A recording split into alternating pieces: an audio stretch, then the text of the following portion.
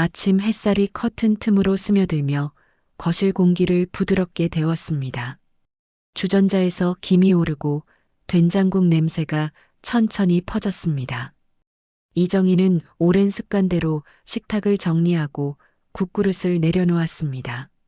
그녀의 손동작은 여전히 정확했지만 표정은 피곤해 보였습니다. 반면 맞은편에 앉은 박노인은 신문을 펼친 채 커피를 홀짝이며 고개를 끄덕일 뿐이었습니다. 그의 일상은 늘 같았습니다. 신문의 경제면, 아침 식사, 그리고 무심한 한마디.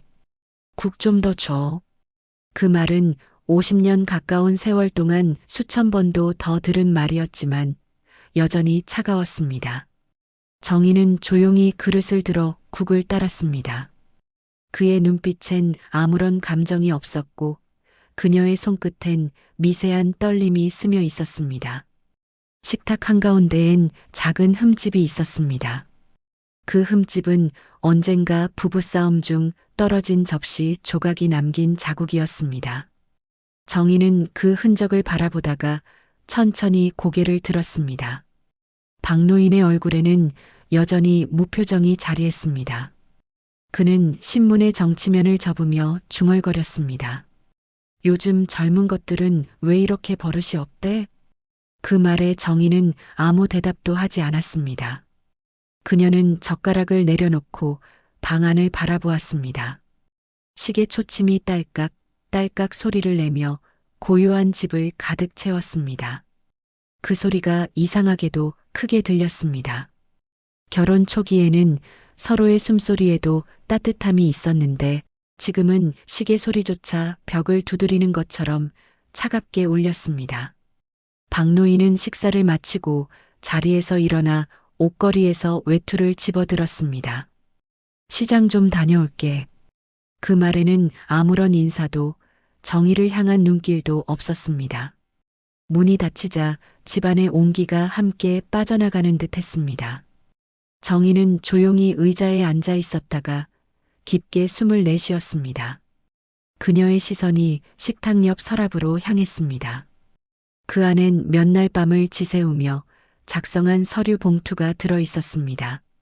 하얀 종이 위에 또박또박 적힌 글자, 이혼 신청서.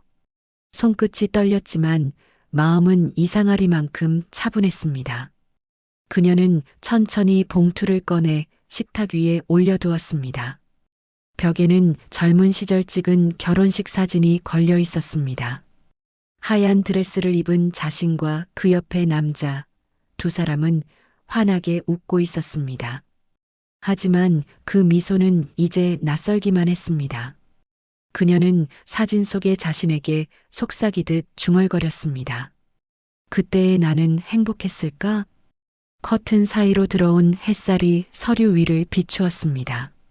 종이 끝이 살짝 흔들리며 빛을 반사했습니다.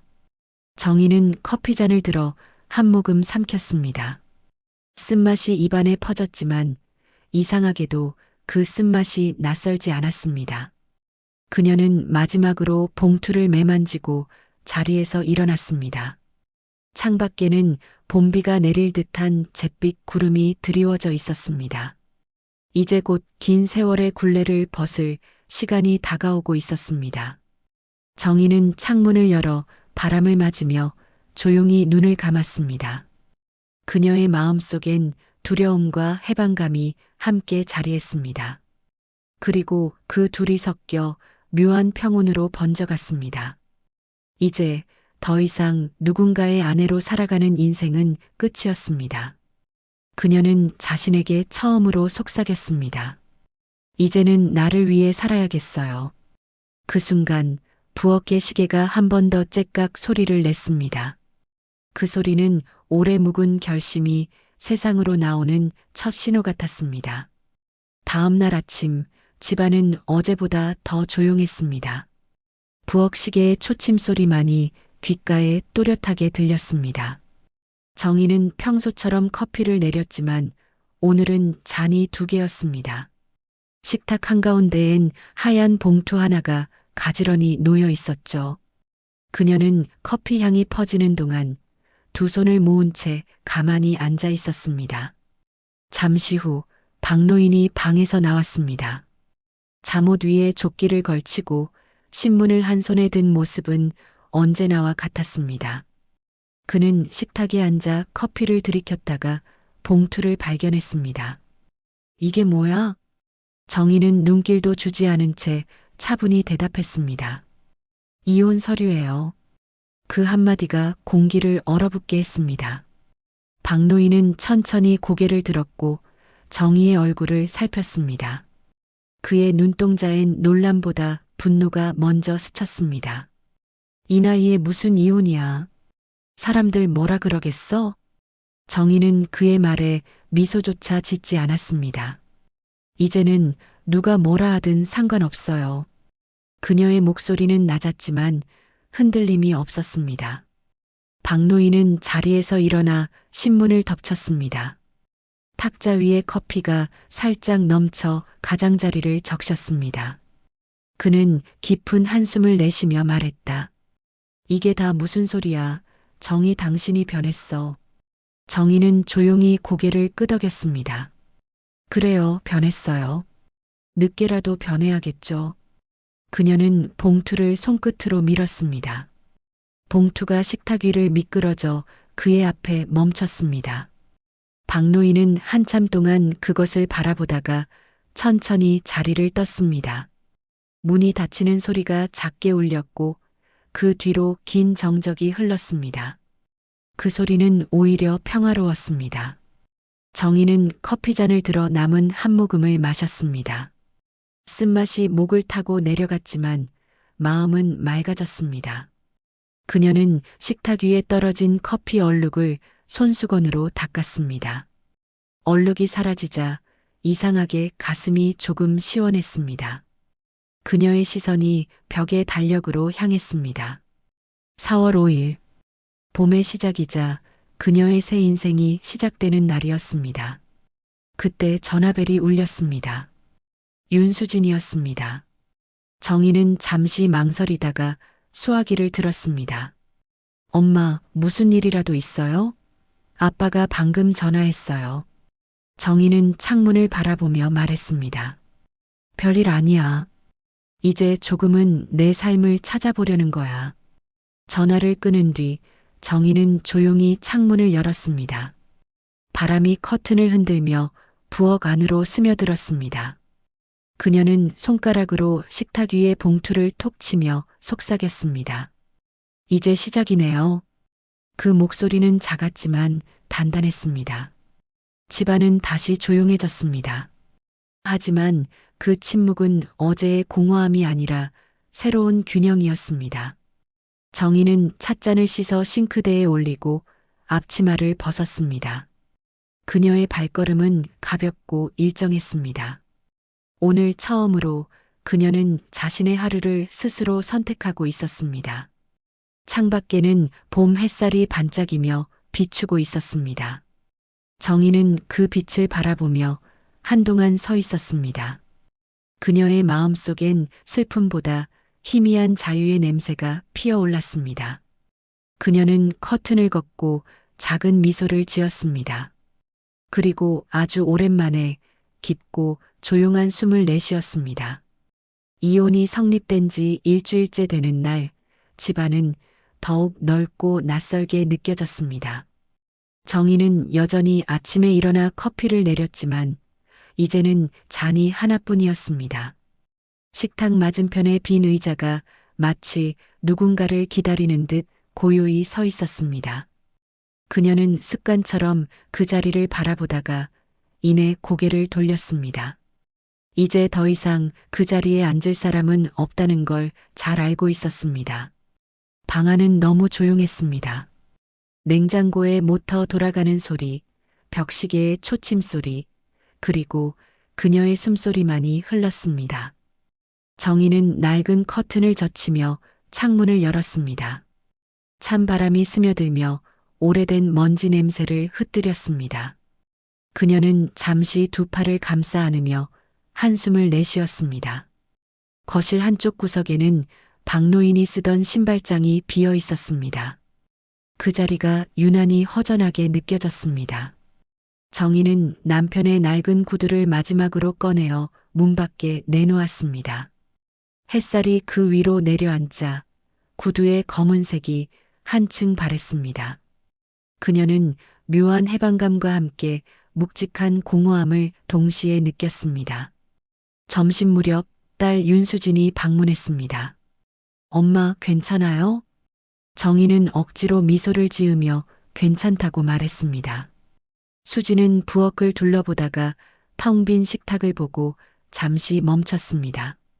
그녀는 아무 말 없이 싱크대에 그릇을 올려놓았습니다. 그리고 조용히 말했다. 이제 진짜 혼자네요. 정희는 그 말에 잠시 웃었습니다. 그래도 괜찮아. 혼자라는 게 이렇게 조용한 줄은 몰랐어.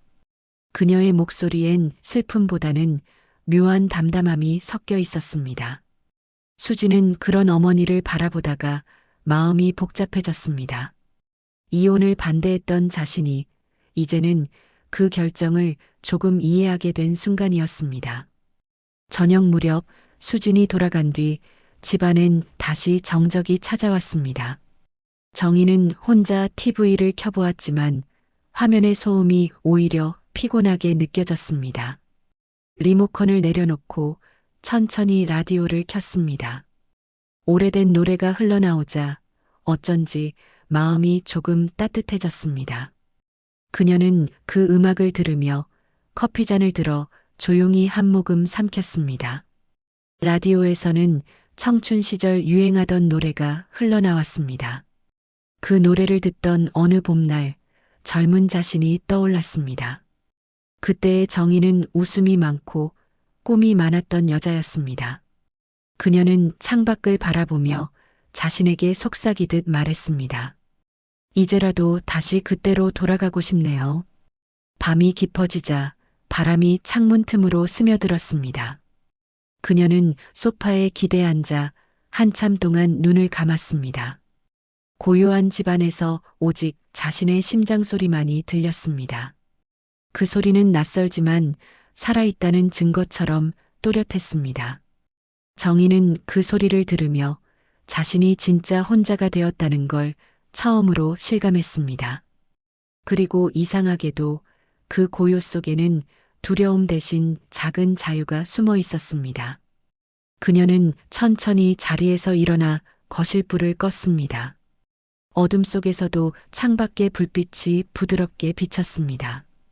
정희는 마지막으로 집안을 둘러보고 미소를 지었습니다. 오늘은 오랜 결혼의 그림자가 완전히 사라진 첫날이었습니다. 그날 오전 정희는 거울 앞에 섰습니다. 머리를 말끔히 빗고 얇은 립스틱을 발랐습니다. 수십 년 만에 하는 준비였지만 마음은 이상하게 들떴습니다. 그녀는 작은 가방에 지갑과 수첩을 넣고 문을 나섰습니다. 현관을 나서는 발걸음이 어쩐지 낯설고 가벼웠습니다. 아파트 입구를 지나며 눈에 들어온 벚꽃나무는 한창이었습니다. 바람이 불자 꽃잎이 흩날렸고 정희는 그 아래를 천천히 걸었습니다. 오랜만에 봄을 느끼는 기분이었습니다.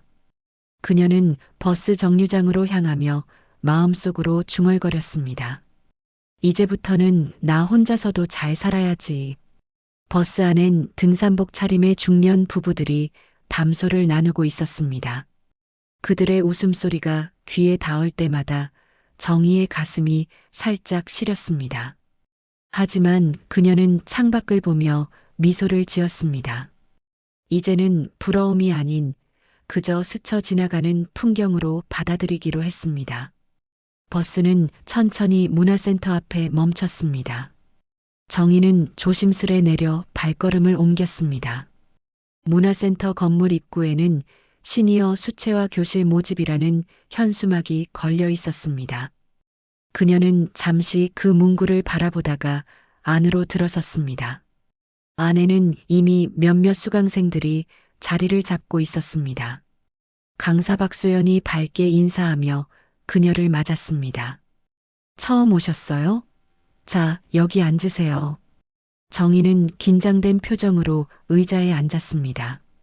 손에는 낯선 붓과 물감이 쥐어졌습니다. 처음에는 종이를 어떻게 적셔야 할지 몰라 허둥댔습니다. 하지만 옆자리에 앉은 할머니가 다정하게 알려주었습니다. 물을 너무 많이 묻히면 안 돼요. 색이 번져버리니까. 그녀의 미소에 정희는 마음이 조금 풀렸습니다. 수업이 끝날 무렵 정희의 종이 위엔 엉성하지만 따뜻한 봄 풍경이 그려져 있었습니다. 그녀는 그림을 바라보며 오래도록 앉아 있었습니다. 마치 다시 어린 시절로 돌아간 듯한 기분이었습니다. 강사 소연이 다가와 말했습니다. 첫 작품치곤 참 좋아요. 꾸준히 하시면 전시회도 나가실 수 있겠어요. 그녀는 놀란 듯 고개를 들었지만 곧 미소를 지었습니다. 누군가 자신을 칭찬해주는 말이 참 오랜만이었습니다. 정희는 붓을 닦으며 손끝의 물감을 바라보았습니다. 그 작은 색들이 자신의 마음속 변화처럼 보였습니다. 삶이 조금씩 색을 되찾고 있었던 것입니다. 센터를 나서자 늦은 오후의 햇살이 거리를 비추고 있었습니다. 정희는 잠시 눈을 감고 그 따스함을 느꼈습니다. 마음속 두려움이 조금은 사라지고 대신 작은 기대가 생겼습니다. 그녀는 가방 속 수채화용 붓을 꼭 쥐었습니다. 오늘은 오랜만에 나를 위한 하루였습니다. 집으로 돌아오는 길, 바람이 머리카락을 스쳤습니다. 그녀는 발걸음을 멈추고 하늘을 올려다봤습니다. 연분홍빛 구름이 천천히 흘러가고 있었습니다. 그 순간 정희는 깨달았습니다. 이혼은 끝이 아니라 자신에게 돌아가는 시작이라는 것을요. 며칠 후 문화센터 복도에는 붓과 물감 냄새가 은은히 퍼졌습니다. 정희는 수업이 시작되기 전 빈 캔버스를 앞에 두고 앉았습니다. 이제 붓을 잡는 손길이 어색하지 않았습니다. 옆자리의 수강생들이 웃으며 인사하자 그녀도 자연스럽게 미소를 지었습니다. 몇 주 전만 해도 상상하지 못했던 평온한 풍경이었습니다. 그날은 강사 박소연이 특별한 소식을 전했습니다. 다음 달에 수채화반 합동 전시회를 열 거예요. 원하시면 작품을 제출하셔도 됩니다. 수강생들 사이에서 작은 탄성이 터졌습니다. 정희는 순간 손이 멈췄습니다. 전시회라니 자신이 그런 자리에 설 수 있을까 싶었습니다. 수업이 끝나고 정희는 혼자 강의실에 남았습니다. 그녀는 캔버스를 바라보며 마음속 이야기를 그려내기 시작했습니다. 그림 속엔 잔잔한 파도와 작은 배 한 척이 있었습니다. 그리고 그 배 위엔 보이지 않는 한 여인의 그림자가 앉아 있었습니다. 그녀는 붓을 멈추고 제목을 적었습니다. 바다로 가는 길. 며칠 후 박소연은 정희의 그림을 보고 놀란 표정을 지었습니다. 선생님, 이거 정말 좋아요. 전시회에 꼭 내세요. 정희는 손사래를 쳤지만 마음속 한켠이 따뜻해졌습니다. 누군가 자신을 선생님이라 부르고 그림을 좋다고 말해준 것은 처음이었습니다. 그녀는 오랜만에 누군가의 인정이 이렇게 기쁠 수 있음을 느꼈습니다. 그날 밤 정희는 집으로 돌아와 거실불을 끄지 못했습니다. 소파에 앉아 그림을 바라보며 오래 생각했습니다. 내가 그린 바다는 아마 내 인생이겠지. 캔버스 위의 파도는 마치 지금의 자신처럼 잔잔하면서도 강했습니다. 그녀는 작은 웃음을 지으며 붓을 닦았습니다. 전시회 날이 다가오자 문화센터는 활기로 가득 찼습니다. 수강생들의 작품이 벽마다 걸리고 조명이 반짝였습니다. 정희의 그림은 중앙 벽면 한켠에 걸렸습니다. 그녀는 잠시 그림 앞에 서서 손끝으로 액자 가장자리를 만졌습니다. 가슴이 두근거렸지만 후회는 없었습니다. 전시회장에는 우연히 신문 기자 한 명이 왔습니다. 그는 정희의 작품 앞에서 발걸음을 멈췄습니다. 이 그림의 작가가 누구죠? 박소연이 웃으며 대답했습니다. 70세 신인 화가 이정희 선생님이세요. 기자는 놀란 듯 메모를 시작했습니다. 며칠 뒤 그 기사는 지역 신문에 실렸습니다.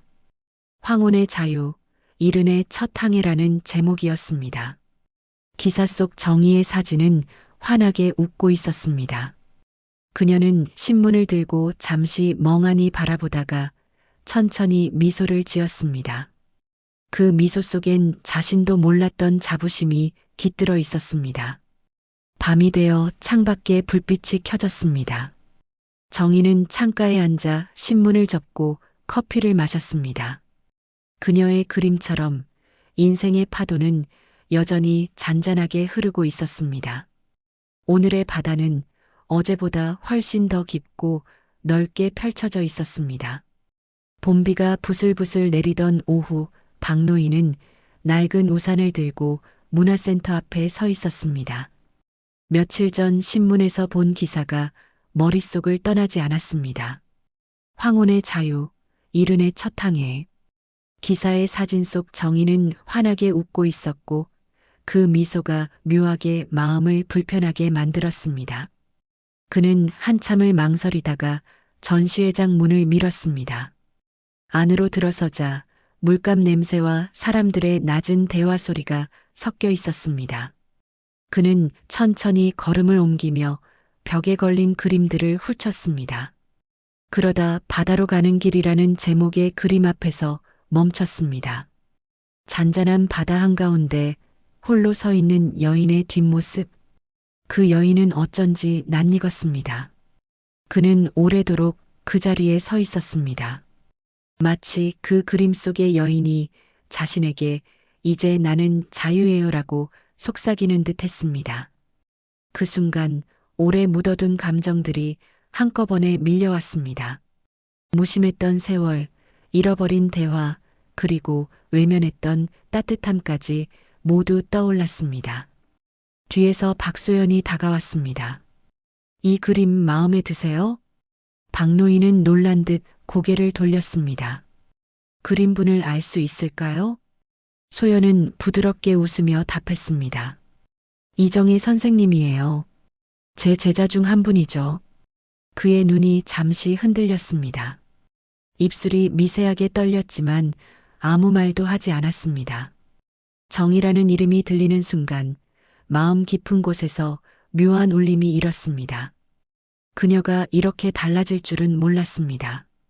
그는 잠시 고개를 숙이고 손끝으로 액자 모서리를 가만히 쓸었습니다. 그날 저녁 박노인은 집으로 돌아왔습니다. 방 안은 어두웠고 식탁 위엔 식지 않은 밥그릇 하나가 놓여 있었습니다. 그는 의자에 앉아 신문을 펼쳤습니다. 다시 보니 그 기사 속 문장이 유난히 눈에 들어왔습니다. 70세의 이정희 씨는 인생의 두 번째 바다로 나아가고 있다. 박노인은 그 문장을 몇 번이고 읽었습니다. 손끝이 조금 떨렸고 심장이 느리게 뛰었습니다. 이혼 당시 느꼈던 분노는 사라지고 대신 알 수 없는 공허함이 밀려왔습니다. 그는 중얼거렸습니다. 정희, 당신은 결국 나 없이도 잘 사는구나. 그는 자리에서 일어나 베란다로 걸었습니다. 창밖엔 비가 여전히 내리고 있었고 멀리서 봄바람이 불어왔습니다. 유리창에 맺힌 빗방울이 흘러내리며 마치 눈물처럼 흔적을 남겼습니다. 그는 창문에 손을 얹고 한참을 서 있었습니다. 그의 마음속엔 후회와 그리움이 섞인 긴 한숨이 흘렀습니다. 밤이 깊어가자 거실 불빛이 희미하게 흔들렸습니다. 박노인은 의자에 앉아 조용히 눈을 감았습니다. 기억 속의 정희가 떠올랐습니다. 그녀가 웃던 얼굴, 서운해하던 눈빛, 그리고 마지막 이별의 아침. 그는 속삭이듯 말했습니다. 그땐 정말 미안했소. 손주의 결혼식 날 화창한 봄 햇살이 예식장 유리창을 환하게 비추고 있었습니다. 정희는 단정한 옷차림으로 홀 안에 들어섰습니다. 하객들 사이에서 수군거림이 들렸습니다. 저분이 그 기사에 나온 화가라잖아. 정희는 그 말에 미소만 지으며 자리에 앉았습니다. 식이 시작되자 문 쪽에서 낯익은 발소리가 들렸습니다. 고개를 돌린 그녀의 시선 끝에 박노인이 서 있었습니다. 그는 예전보다 야위었고 표정은 어딘가 부드러워져 있었습니다. 둘은 짧게 눈을 마주쳤습니다. 오랜 세월의 감정이 그 짧은 시선 속에 스쳐 지나갔습니다. 결혼식 내내 두 사람은 서로 말을 걸지 않았습니다. 그러나 식이 끝나고 사진 촬영 시간이 되자 손주가 두 사람의 손을 잡아 끌었습니다. 할머니, 할아버지, 여기 같이 찍어요. 정희는 잠시 머뭇거렸지만 아이의 순수한 눈빛 앞에 거절하지 못했습니다. 두 사람은 조용히 나란히 섰습니다. 카메라 셔터가 눌리는 찰나 정희는 살짝 고개를 돌려 그를 보았습니다. 그의 눈가에는 미묘한 미소와 함께 후회의 기색이 스쳐 있었습니다. 그녀는 아무 말 없이 시선을 거두고 미소를 지었습니다. 사진 속 두 사람은 오래된 기억처럼 담담하게 서 있었습니다. 결혼식이 끝난 뒤 정희는 홀을 나서며 마음속으로 중얼거렸습니다.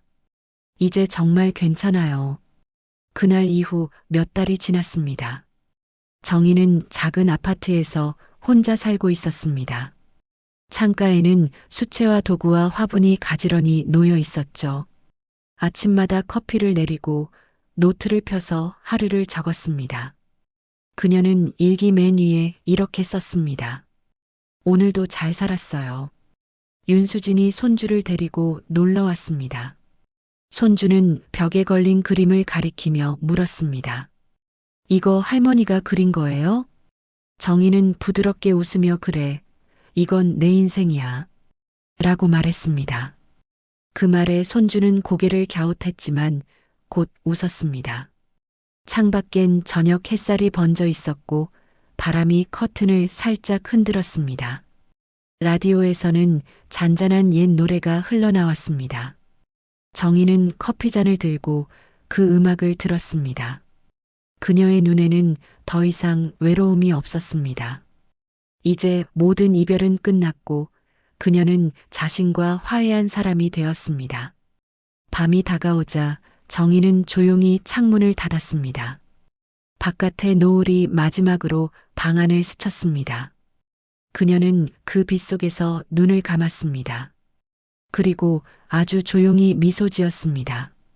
그 미소는 긴 세월을 건너온 한 여인의 평화로운 마침표였습니다.